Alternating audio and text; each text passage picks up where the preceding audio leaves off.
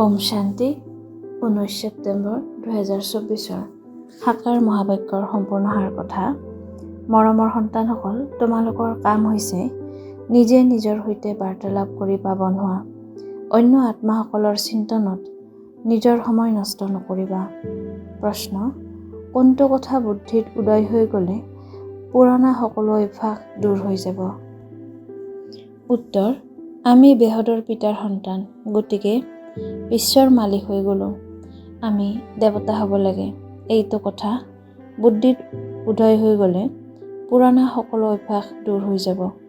তোমালোকে কোৱা বা নোকোৱা নিজেই এৰি দিবা। ওলট পালট খোৱা বা মদ্যপান আদি আপোনা আপুনি এৰি দিবা। ক'বা, বাহ, আমিতো এই লক্ষ্মীনাৰায়ণ হ'ব লাগে। 21 জন্মৰ ৰাজ্যভাগ্য পোৱা যায়, তেন্তে কিয় মই পবিত্ৰ হৈ নাথাকিম? ধাৰণাৰ বাবে মুখ্য সাৰ: 1. নিজৰ উন্নতিৰ কথাহে চিন্তন কৰিব লাগে। অন্য কোনো কথাত যাব নালাগে। পঢ়া আৰু স্মৃতিত থকাৰ প্ৰতি পূৰা মনোযোগ দিব লাগে। বুদ্ধি তিকভ্ৰান্ত হ'ব দিব নালাগে।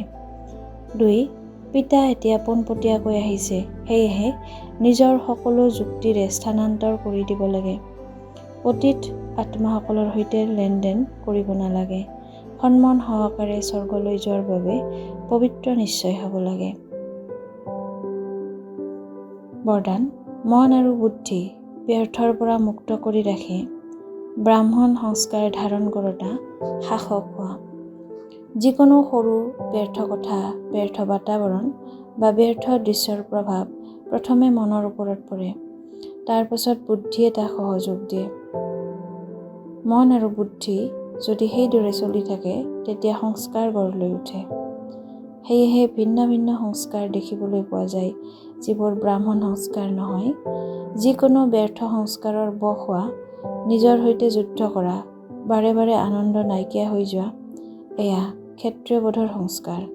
ব্ৰাহ্মণ অৰ্থাৎ শাসক ব্যৰ্থ সংস্কাৰৰ পৰা মুক্ত হ'ব, পৰৰ বশৱৰ্তী নহয়।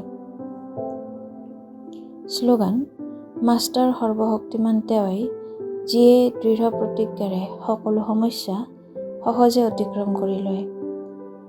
ইচ্ছা মাত্ৰম অবিদ্যা স্থিতিৰ অনুভৱ কৰিবলৈ আৰু কৰাবলৈ আজিৰ অব্যক্ত সংকেত।